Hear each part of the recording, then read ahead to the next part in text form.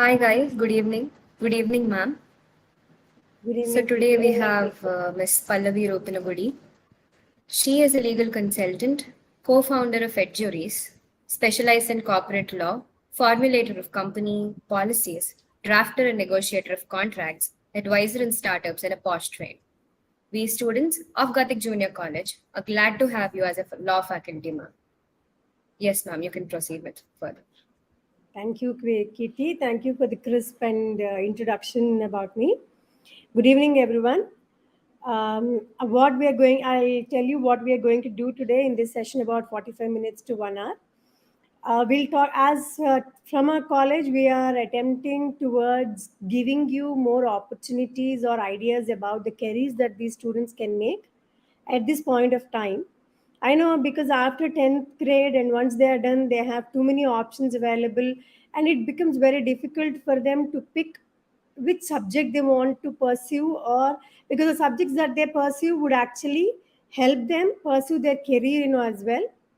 So as they are in the crossroads, picking a right career becomes a very stressful decision for them. So instead of imposing our ideas on them, or instead of letting them go by the flow or what is in demand and at the current point of time, we from our college want to actually take a step towards providing with various opportunities for them. I mean, giving them the uh, different opportunities that are available in the outside the college and outside 10th, and then basing on the subjects that they pick up, what can they make out of it as a career. So today specifically we will deal with humanities and more concentrating on the law as your career. To take this as a career, how do you proceed after 10th? What are the exams that you need to take? How do you prepare? And what are the colleges that are open? And which one are the good ones for you to get into? And what are different types of entrance examinations? Because it's not just one common entrance and you get into law colleges. Now the scenarios have changed. We have multiple entrance tests which will open gates to multiple colleges and different universities across the country. So we'll understand and take you through all these steps. And in case you have any questions, the forum will be open for questions at the end of the session. Please make a note or a list of the questions that you have. We can discuss at length once I give you all the information. So when you have the whole information, then it will be easy for you to make up your mind. And probably if you are interested in law, and then we can help you further from through the college. So what I'll do is I'll present my screen here. I have made a list of colleges and how to get admissions into those colleges and what are the exams, corresponding exams into those colleges. So I'll just try to share my screen.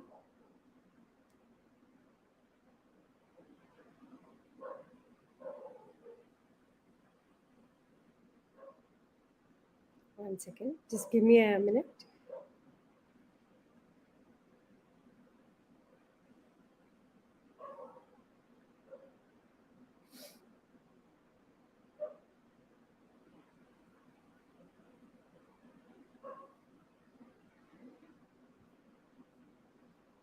So if you have any idea, if somebody is not interested in, when we were young, when I started to pursue law, or when I showed some interest, I was very scared of sciences and math. And it was at a point of time where people were not really encouraged to discard math from their intermediate, or not to pursue science as their career, or not to become engineers was not very appreciated at that point of time. Things have changed, as the career options are also changing, and the situations are also very dynamic these days. It's not just unless you do math or pick up science. I'm not kind of looking down upon any of those, but it's just that if you don't take any of these options, there is no career, or you can't make anything or do anything in your life, was the intention or the opinion at one point of time. But things are changing now, and for good, dynamically changing. And I'm sure all of us must appreciate and be happy about it.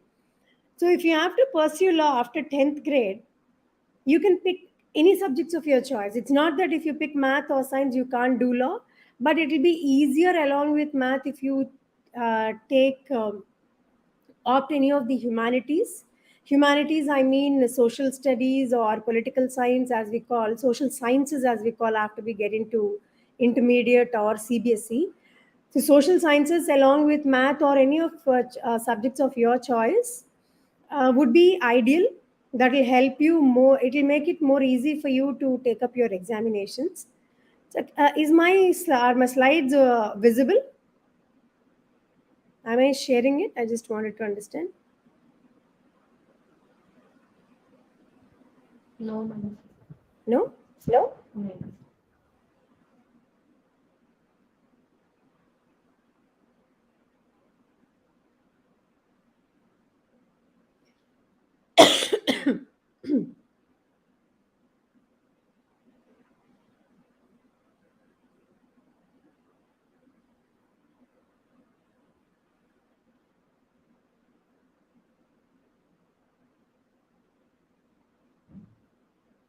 Is it now okay? I'm trying to share the screen. Is it visible? No. Okay, never mind.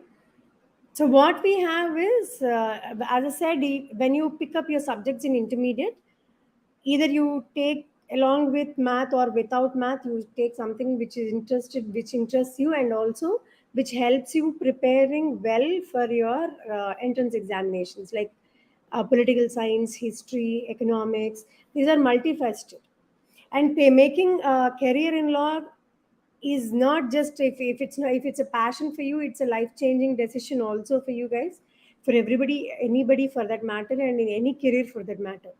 So what are different entrance exams that we can aim at?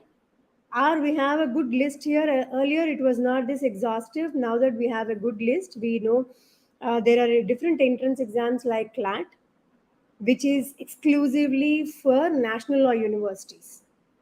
We have more than 20 or 22 national law universities in the country. And apart from these national law universities, which we call as NLUs, there are also different colleges and universities, private colleges and universities, which accept this CLAT score. And we also have LSAT. LSAT is more for Jindal or OP Jindal that we have at Sonpat. And also there are a couple of other institutes which also accept LSAT. ALET, which is exclusively for NLU Delhi. And we also have these entrance exams conducted by Symbiosis University, Symbiosis, which is at Pune and also in Hyderabad and Noida. And apart from that, we have all the state law sets, that is AP law set or TS law set, or if you belong coming from any other state, every state has their own specific law sets, which will kind of be helpful for you to get into the state colleges, state universities or state colleges. So we'll understand basically how can you attempt CLAT and what do we mean by that, not just CLAT, any other different examinations, and what are the sections that they are covering, and what could be the type of questions that they can ask, and how do you prepare for this. So before I tell you what are the career options and what you can do once you study law, I also want to give you a bird's eye view of how to go about it and how do you get into this step into these universities. These university gates will be open to you only once you get through these entrance exams, like any other professional course. So you have to give this entrance exam and you have to pass through with good scores. And what are those scores and how do you go about it is what I'll give you a brief introduction about. So for CLAT, now they are actually making it very easy. Meaning, I don't know, students wouldn't agree with me, but I would say as they have reduced the number of marks, this is considered to be one of the good and premier exams that are conducted.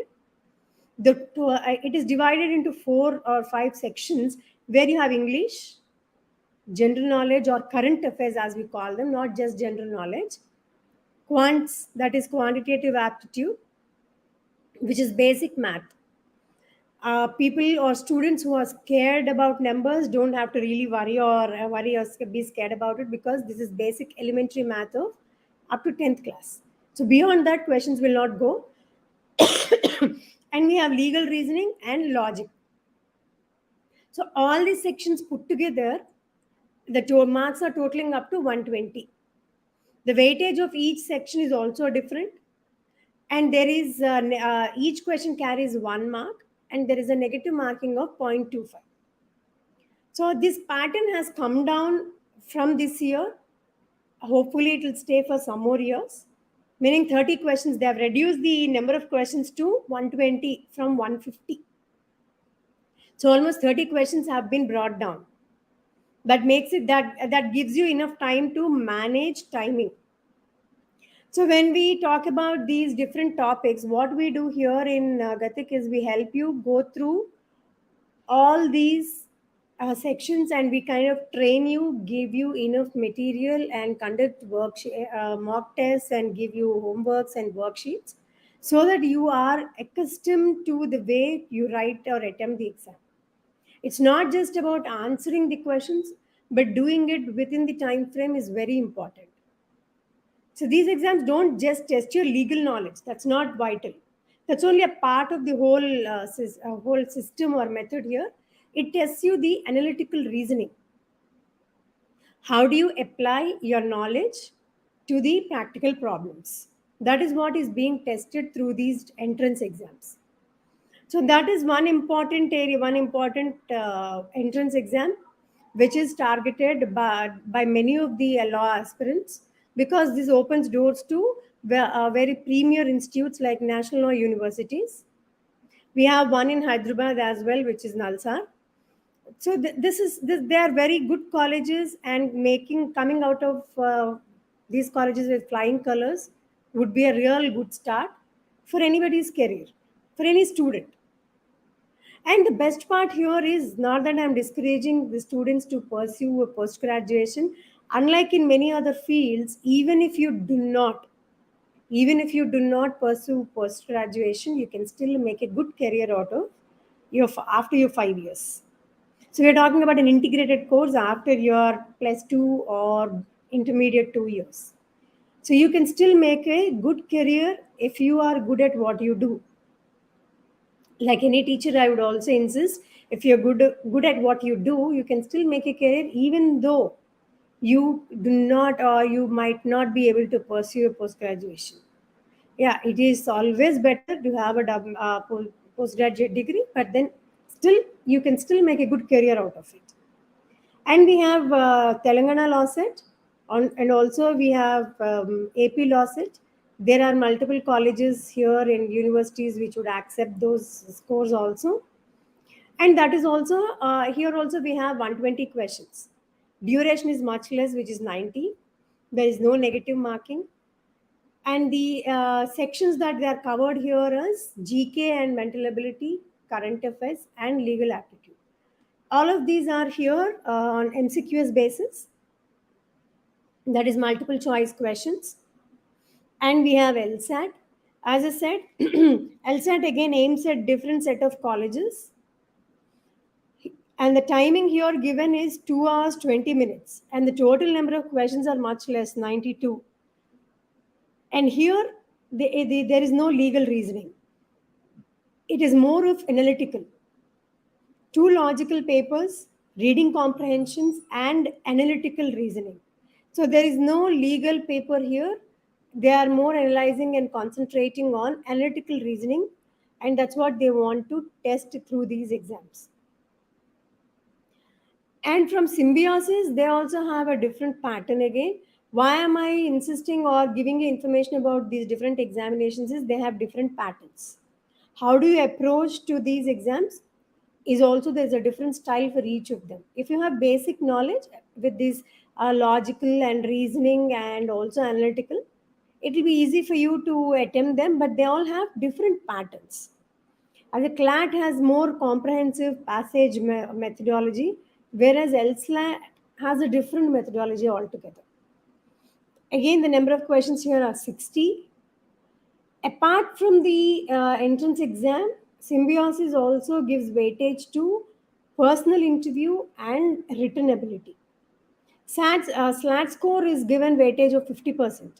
So the rest of 50% has been divided between personal interview, which is 30% of weightage, and written ability, which is called WAT, written ability test, which will have 20% of weightage. And ALET, another entrance exam, which is for Delhi University. ALET carries about 150 marks. It also has three sections where we have current affairs and general knowledge. When we say general knowledge, we are only talking about current affairs. It's not just the GK questions, but you have to update yourself with what's happening around nationally and also internationally, because the questions will be based on current affairs, not on GK. And we have English. So questions, number of questions and marks is 150. So how we help you to go through these exams is we will cover all these topics in legal aptitude and also other sections. There are different faculties who will help you through with all the subjects, topics, and methods and types of exams. We'll give you different training to all the students, and also we'll conduct different worksheets. We'll give you worksheets and conduct different mock tests on a weekly basis. And when we are approaching very close to the entrance exam date, we have also this intensive coaching being imparted to the students. We have a good library where you'll have access to all the material. So this is about the examinations point of view. And now if you're still confused about what career or what jobs can you, as students are always curious and worried to know, can we make good money, what job will I get after doing this, what do I do with my degree professionally, where can I reach, what are my limits, how can I go about it immediately after step out from the university. So when you are worried about all of this, I'll answer your questions.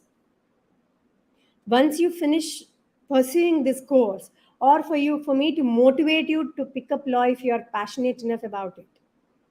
See, unless you are really passionate or interested about any subject or anything that you do, you can't be good at it. So if you are interested in studying law and you still are in two minds to know what you want to do and how you can do it, I'll give you information about what are different career options, what you can do after 5 years. These 5 years, when you do the tape or pick up this integrated course, will be a very intensive one. No doubt, like any other professional course, this will also be a very intensive one. You'll have internships that is mandated for you to attain your degree. So after initial first 2 years, every student will have to pick up internships from any law firm or companies that they can approach, so that they have practical training. There is no more bookish knowledge, just the bookish knowledge here. So whatever you read, you go implement and you go practically work with law firms and learn more about it. And by law firms, I mean it could be a company, it could be a senior lawyer, it could be a law firm, whichever area interests you. Whichever, let's say you want to get into litigation, as that is one important and very, one very glamorous choice that every student would dream about. Wearing those black robes and walking into the courts is something very every lawyer or every student dreams of. That's an old school thought, because people always believed a lawyer only have to practice. Okay, not everybody will have enough capabilities or abilities to go and litigate or argue in a court or present their arguments in an analytical way. Your skill set might be different. Doesn't mean that you cannot pursue law, because there are multiple options apart from being a litigator, meaning where you step into courts. When you step into courts wearing your black robes, yeah, that's the ultimate thing to do. But apart from that, there are also multiple other options these days. Very happy for this generation, because when we were doing this, we did not have so much of choice. But now, as there are multiple choices and there is more to come, and it's always about the individual, how they explore these opportunities. So apart from being a litigator, you can get into corporate laws. Meaning you will be the backbone of any company. For any organization, be big or small, a startup or an established one, or which is going to be established, they need to be compliant with all the rules and regulations. For that, they would need a lawyer. So from point A to point Z, you have to be there with them, walking them through all the process and steps that are required and mandatory. From the incorporations or helping them drafting their documents to their contractual obligations to compliances, labor compliances, tax compliances. So you will have to take care of everything for every organization to be run successfully. So that's what the corporate lawyers do. When you have these firms, they have such of people who actually are exclusively handle this section of their firm. So, and I must say it, you will be also happy to hear it, it is lucrative. You can make money. That would be first thing that would be running in your minds. Yes, you can make money. As I said, if you're good at what you do, you can make money, you can be successful wherever whatever you do. That's always there. It's not just law, any profession. If you're good, you'll be successful. Once you're successful, the money will follow you. So that should not be the aim, but aim at being good at what you do and everything else will follow you. I'm sure you must have heard this lecture a number of times from various teachers, various people around, but that is what works. So apart from litigator and corporate lawyer, there are also multiple other options available, like you can do something individually also. I mean, they also have this question in mind: can we start something out individually immediately? Not immediately, probably, but yes, once you gain certain years of experience and once you, after you get to know how to do it in a proper and in a proper way, probably then you can start something on your own. Until then, it is good to be a trainee, or it is good to undergo that kind of comprehensive training with a senior or at a law firm, wherever you want. And also there are openings, and usually most people pick up law to pursue UPSC. They would be interested in become civil servants. So civil servants are again bridging the gap between the legislators and the judiciary. They are the ones who actually bridge the gap or kind of execute and implement a lot of things and policies in the country. So to become a civil servant, it is not easy to break that exam, crack that exam too. But if you study law, that will make it easy for you to give the UPSC exams. So that will be very easy. So I have seen a lot of students to pursue or to become civil servants. They pursue law because their interest is in law and they also want to become a civil servant ultimately. And I also understand the logic. If you not, God forbid, if you can't get through UPSC, you still have a degree on hand. As you're already interested in law and finished your graduation in law, so you also have a option. So you have a degree on hand, so that will give you more opportunities to explore. And judiciary, people who crave for power and authority, who wants to bring in some change in the profession that they are working in, or who wants to have that authority. See, having that authority to pronounce judgments is something at a different level altogether. So judiciary is also a very good option where you have to register yourself with the bar councils of the state, and there are judicial exams that you need to give to become a judge at state level, district level, state level, and then yes, after that at Supreme Court level. And you can also study or specialize in criminal laws exclusively. See, we call them also as criminologists. There are different areas where they use these specialized criminologists who have studied or you have researched in criminal laws. And if teaching is your passion, if that is what interests you, and there is no end to it as well, because after law you can also do your specializations in the area of your interest, and getting into teaching is definitely a viable option. So when you get into teaching, there's so much of research involved in it that keeps you on toes always, because you have to update yourself, you have to train your students, and every batch of students is a different set of people to handle. That will keep you on toes forever. That's also one of the very interesting career options if you are interested in handling students and interested in teaching people. Paralegal is another option available. Paralegal is that where they do this back end work. Meaning, I'll give you an example. Let's say a law firm is handling an important case, be it a criminal case or a civil case, even a corporate matters. Now we see a lot of if you follow these news, we see a lot of companies, a big company acquiring another one. We see acquisitions, mergers happening, and we also hear these big short names saying that this firm has handled that company, this firm has handled this merger. So that's a lot of work involved for a company to acquire another or to conclude a merger transaction. So what this paralegal do is they do the back end research. They might not be the front end people who handle it, but they do all the due diligence that is required. Due diligence in the sense, let's say A and B are going up for merger transaction. So A wants to know the financial status or employee status or the status as regard with regard to regulations and compliances of B. They might not give you all the books. They might not give you access to every information. So you do the due diligence. You acquire and accept, access to that information, and these paralegals they would do all the due diligence sitting behind. So are they complying with all the regulations? How is their financial status? Are they doing good or are they turning to be bankrupt? Are they on the verge of being declared insolvent?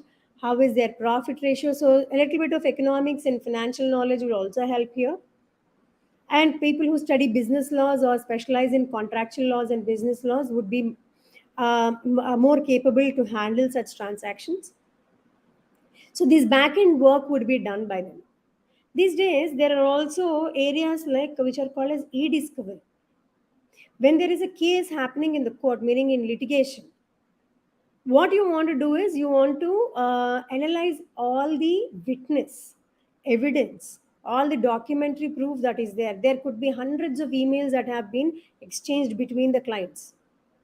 It is not possible for one lawyer to sit and analyze all the information. So the paralegals or the junior lawyers would do the e-discovery, the invoices, the email transactions, the exchanges, or the online contracts that happen these days. All of this is compiled and discovered and analyzed by these paralegals or backend support. As I said, these are different ways. And now with the data privacy laws in place, now that I'm sure if people who are following it would know, we have these data privacy laws, cyber laws, which are picking up. You need people. We're not no, we don't have good number of lawyers who are specialized in this. So we need people who are specialized in this to handle these areas also. It is still a gray area because India is just implementing these laws. It is already there in European countries, but we are still in the nascent stage. So data privacy laws is something which you can explore, definitely explore. Very few experts. As I said, it is still gray area and we don't have a good bunch of people who are specialized or experts in these areas. So how do you handle the data that is collected and how much of information can be disclosed to third parties? And how do you keep the important information confidential? How do you draft these agreements? How should a website be protected or how should the financial information collected be protected? All this can be handled by the data protection lawyers. So that's an area again which you can specialize in or you can pursue. That's one another career option that you have. And as I said, think you can explore based on your interests. These are only I can't give you an exhaustive list. To each his own. Every individual can make different career options from the subjects that they study. See, one student might be very good in one area and the other might be good in another area. So both of you can explore in a different areas, differently altogether, and be successful yet. So there are different areas that you can explore basing on your capacities and interest.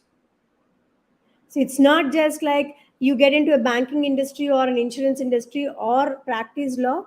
Earlier, these were the only options that they could think of, but now it's much beyond this. And I'm happy and also good. It's good to note that we have different options available these days. As I said, this is not an exhaustive list of career options that I gave you, but definitely the most preferred ones.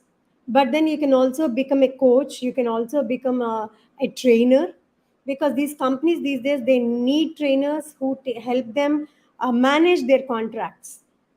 There are different areas now where you need lawyers to come, and employment law is also something very important these days. We can see startups mushrooming, and not every HR person or not every admin person is aware of all the employment or the labor laws. Being compliant of these labor laws is very important. Further, you can also become a HR lawyer, employment lawyer as we call them. These are must for any company. And if you want to get into practice, there are different areas again. If you want to specialize, you can become a civil and criminal lawyer, or you can become a corporate lawyer again, meaning your area of specialization can also be demarcated if you don't want to handle everything that comes your way. But what I would advise young lawyers is, instead of zoning down immediately after they step out of these universities, it's good to explore all the options. It's good to grab every opportunity that they get. That's when you will know what you are good at and which area is your strength. I see people or students coming out of it, they want to get into this big shot law firms so that they have weightage in their CV. But then my advice to all of them would be, instead of getting into these big shot law firms immediately, because you would be one among 100, get into one of those, we call them as boutique law firms, which are small in size, but they kind of handle multiple areas where your exposure will also be there in multiple areas. So you pick up everything, you learn about everything, and then you specialize. That will help you to decide. Instead of cornering all your thoughts into one area initially, learn about everything, and then understand which area is your capacity or your strength is at or your interest lies in, and then specialize. There are also lawyers who specialize in family laws, who deal exclusively about marriage and divorce, maintenance, adoption. There are lawyers who kind of do that, they do family counselings also. So these are the openings that you can think of, and you can explore more as you read and study and barge into the profession. So, do you have any questions here? I'll open the forum for questions. If you have any doubts, any questions, anything else that you want to ask, I open the forum. You can raise your questions. Good evening, ma'am. Myself Jnanara from MSc Kala. So, which is better to choose, like BA LLB or BBA LLB? BA LLB, BBA LLB is the difference would be, in BBA you would learn more about business administration. As I said, if you're already aware that you are interested in corporate laws, you want to study more about commercial laws and company laws and contractual laws, then you can pick up BBA. So if you want to get into corporate, it's not that this is good and that is not. Both are equally good depending on what you actually want to go ahead and do. It is just that you will learn more about commercial laws and business laws in BBA rather than in, even the company laws and contractual laws will be covered in BALLB. It's not that yes, you can escape them, they're still covered there, but the concentration will be more on business management and business administration in BBA. So that will help you if corporate laws is your choice. One more, ma'am. Is it better to pursue law in India or in law abroad? You ask me, I'm a hard fan of Indian studies and working in India. I would say doing it in India is definitely a good option, unless for various practical reasons you want to study abroad.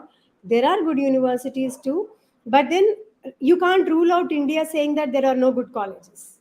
That should not be the deciding factor. That should not be the scale for you to decide.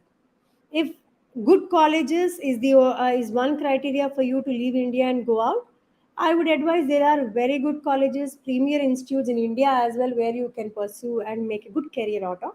But for any practical reasons or a choice of yours and your family, you want to step out and do your career, pursue your law, that's also definitely a good option. See, after, as I said, after these national law universities, and we have this Jindal and Symbiosis, they are all very practical. The curriculum here in these universities these days is very practical. You just don't follow the book, write your answers, and come back. The way the entrance exams are designed itself is an eye-opening thing for us to understand. It's not just I ask you a question, and you answer it, and I rate you or give you scores based on that. No, it's more of practical and analytical. So even these, as these colleges are also have upgraded, and they impart, they have a very good curriculum. So doing pursuing your law here in India is definitely a good option. Okay, ma'am. Yes. I have a doubt. By taking BA LLB, can we also do corporate law? Yes, you Yes, can. you can. See, as I said, BLLB also will cover company laws, will also cover contract laws as your subjects in second year and third year and fourth year of your 5 years course. You can still do that. There's nothing, nobody stopping you from, and there is, yes, you can still acquire that knowledge. In BBA, they would concentrate. See, if let's say somebody wants to start a company tomorrow, there are a few people who already want to do their MBA after law. So BBA would give you more insights into business management and administration, how to go about starting a company, more about commercials and financial nature of also how to start an organization. So that will help you more. Even after doing BA LLB, you can still pursue corporate laws. What are those exams which one should write to become a judge? There are judicial There are exams, judicial exams. judicial exams. After you finish your 5 year course, there are also coaching centers which kind of help you or train you with those exams. You have to register yourself, and they're called judicial services exams. It's a different set of exams. That exam will be based on the subjects that you read in your 5 year course. More about, as the role of judge would be to determine and pronounce cases and judge somebody. More of your procedural knowledge and practical knowledge will be questioned and asked. So they are all judicial services exams that you need to take. Is it compulsory that after LLB there should be a specification in LLM for judges? I didn't get you. I didn't get you. Like after LLB, should there be a specification LLM or some masters for a judge? Become a judge. Become a judge. Yeah. Postgraduate degree. Graduate. I said one brighter side of pursuing law is, see, for example, I'll tell you, for a doctor, if they stop at MBBS, it will be very difficult for them to pick up a career. I mean, to make a successful career. Because we don't go to just an MBBS doctor anymore. We need a specialized doctor to go and for them to make a good practice. But for lawyers, thankfully, touch wood, even if you do not have a postgraduate degree, you can still pursue your career. And even to become a judge, you don't need a postgraduate degree. You have to get through the examination. Yes. Ideally, Ma'am, I what have yes, one sec. I just finished this. Ideally, what young lawyers do is they get into litigation at least for a couple of years, so they acquire practical knowledge before writing these judicial service exams. See, they because about the procedures, how the courts work, how are these laws implemented in courts. To acquire that practical knowledge, they get into litigation. They practice for a couple of years with under a senior or in a law firm, and then take up these. That's also not a hard and fast rule, but that will be helpful.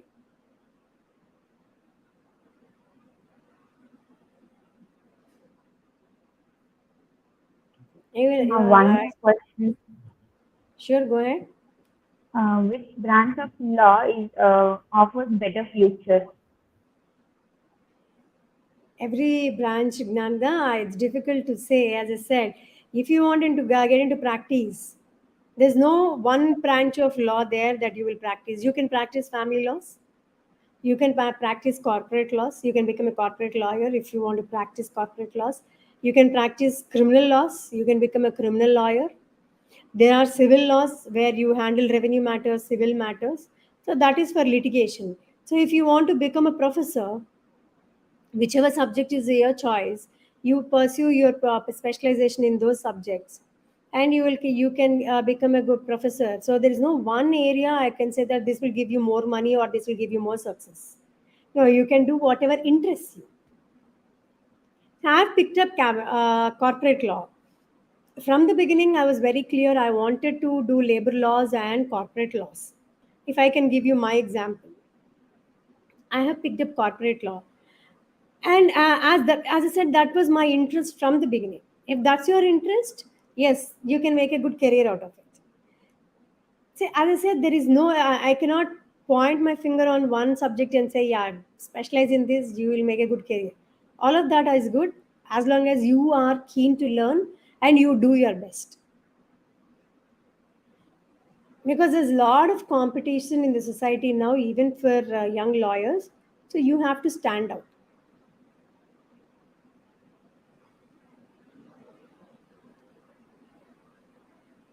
Ma'am, yeah, I have one more question.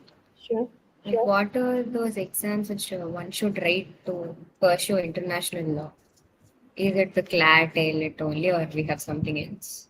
LSAT, flat, no, for LSAT, you can, there is also, there is a different exam, entrance exam for LSAT, which will also open gates for foreign universities. It's not one that you write for Jindal, but there is a different set of exam, LSAT, which is also accepted internationally. And and also these premier universities or institute, they have their own separate entrance exams.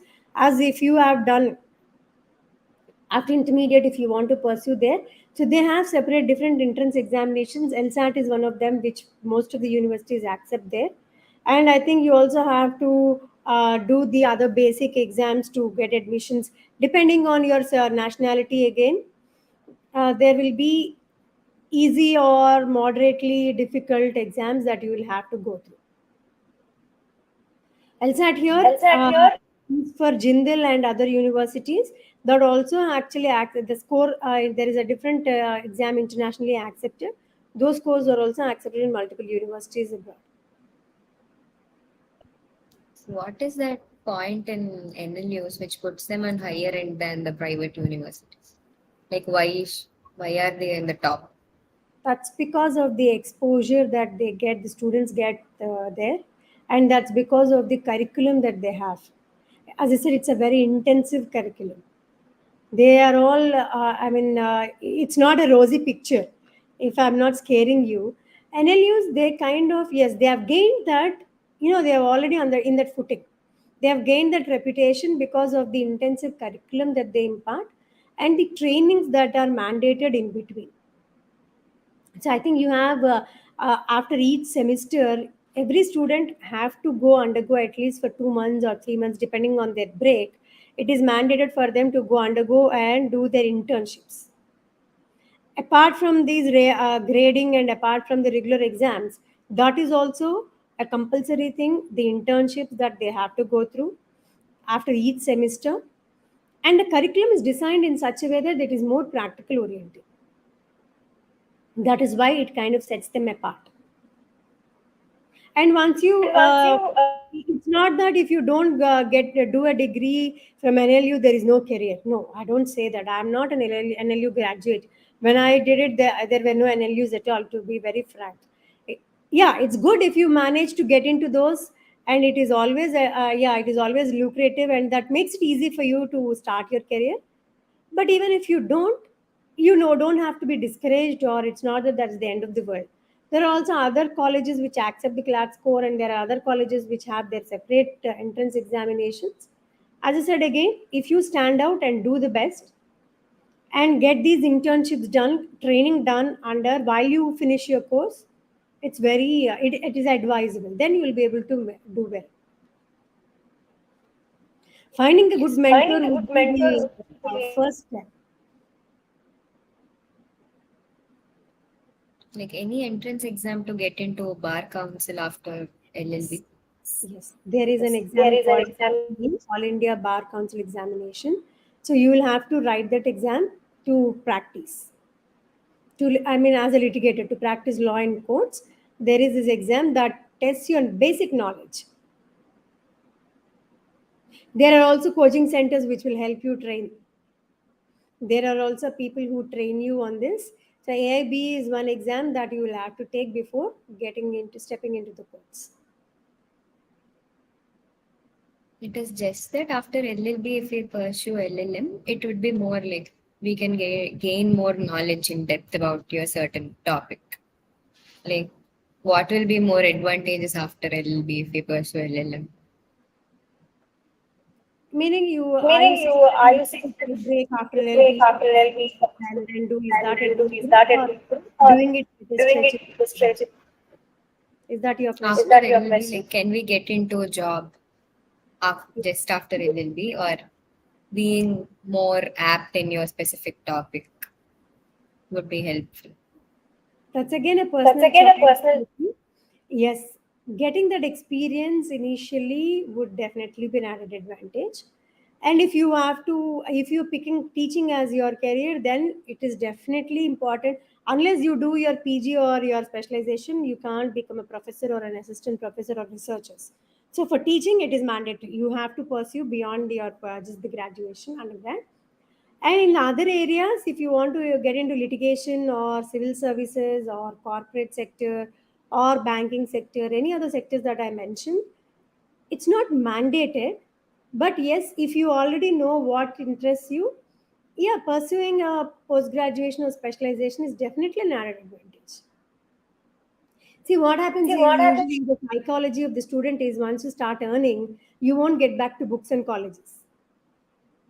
You know that the tendency, once you start earning, the money comes into your pocket, you will become a little bit lethargic to go back to your books. So if that's your nature, then finish your post graduation and then get into job. But then if you are focused and determined to pursue your post graduation even after 2 years of work experience, that also works. Your career path, based on your interest, you have to make a decide your career path. Yes.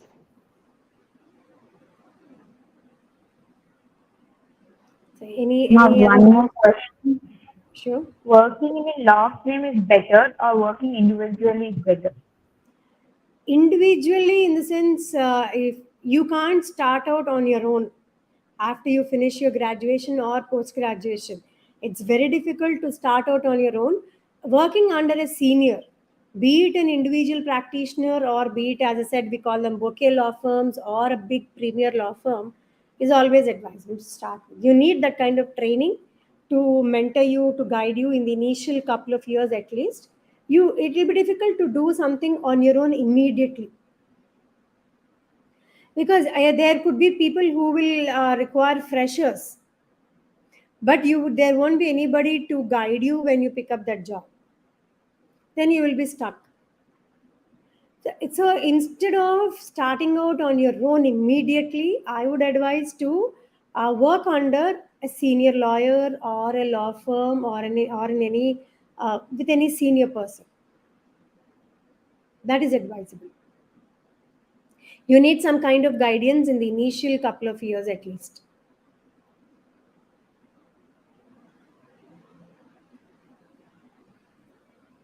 Unlike earlier, these days the law firms also pay interns. They pay the freshers, pay the juniors. So you will still be able to earn money if that's what is running in your mind. But yes, working with with a senior is always advisable to start with.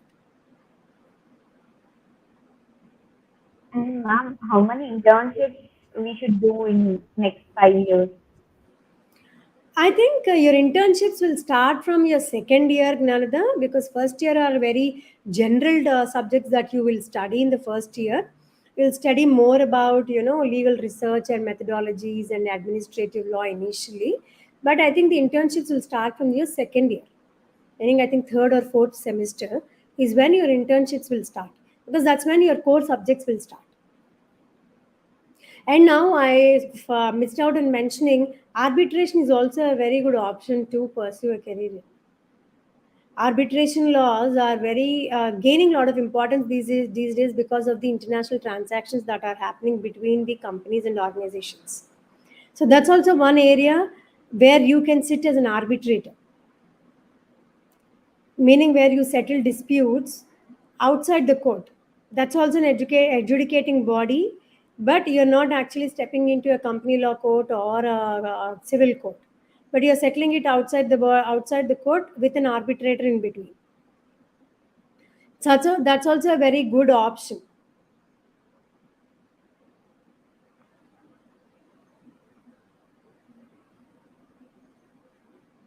Anything else that you have in mind?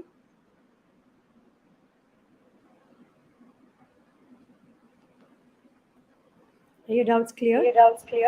Yes, ma'am, very clear. Yes, ma'am.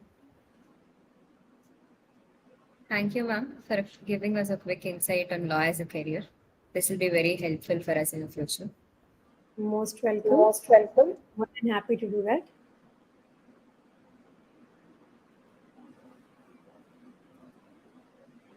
So hope I cleared all your doubts. In case you have any other doubts, anybody attending online, they can approach us. They can get in touch with our college admin staff. We'll help you through whatever doubts you have. And in case you need any more clarity, we can take it forward from there. Okay, ma'am.